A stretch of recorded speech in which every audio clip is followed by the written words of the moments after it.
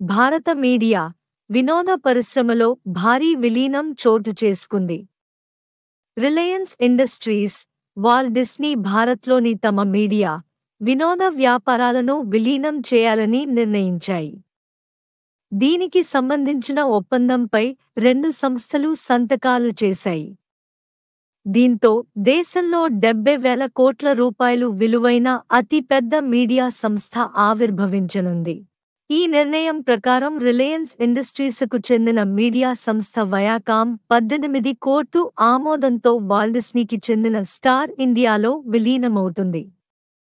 విలీన company ఈక్విటీలో Reliance industries, దాని అనుబంధ సంస్థలకు 63.16%, డిస్నీకి 36.84% వాటా ఉంటుంది.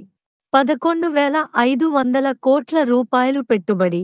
విలీనం తర్వాత ఏర్పడే కొత్త మీడియా కంపెనీ తన కార్యకలాపాలను మరింత విస్తరించేందుకు రిలయన్స్ సహకరించనుంది. ఇందుకోసం 11,500 కోట్ల రూపాయలు పెట్టుబడి పెట్టనుంది. దీంతో విలీన కంపెనీ సోనీ, నెట్ఫ్లిక్స్లను సమర్థవంతంగా ఎదుర్కొంటుందని భావిస్తున్నారు.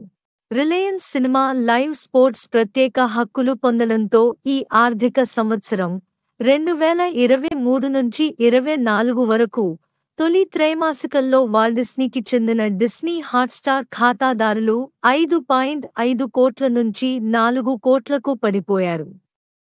ఈ విలీనంతో సోనీ, జీ టీవీలను సమర్థవంతంగా ఎదుర్కోవచ్చని వాల్ట్ డిస్నీ భావిస్తోంది. ఎలిఫెంట్ హౌస్తో రిలయన్స్ జట్టు. శ్రీలంకకు చెందిన బెవరేజ్ కంపెనీ ఎలిఫెంట్ హౌస్తో భాగస్వామ్యం కుదుర్చుకున్నట్లు రిలయన్స్ రిటైల్ ఎఫ్ఎంసీజీ అనుబంధ విభాగమైన రిలయన్స్ కన్జ్యూమర్ బుధవారం ప్రకటించింది. ఈ భాగస్వామ్యం ద్వారా భారత్లో ఎలిఫెంట్ హౌస్ బ్రాండ్ నేమ్తో పానీయాల తయారీతో పాటు విక్రయాలు జరుపనున్నట్లు సంస్థ వెల్లడించింది. చైర్పర్సన్గా నీతా అంబానీ.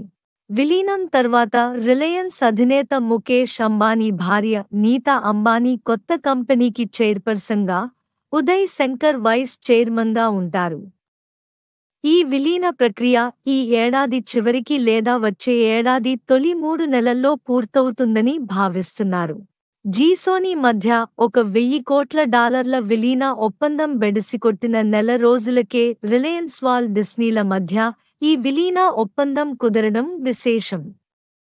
2 స్ట్రీమింగ్ యాప్లు, 120 టీవీ ఛానల్స్ కొత్త కంపెనీ చేతికి వస్తాయి.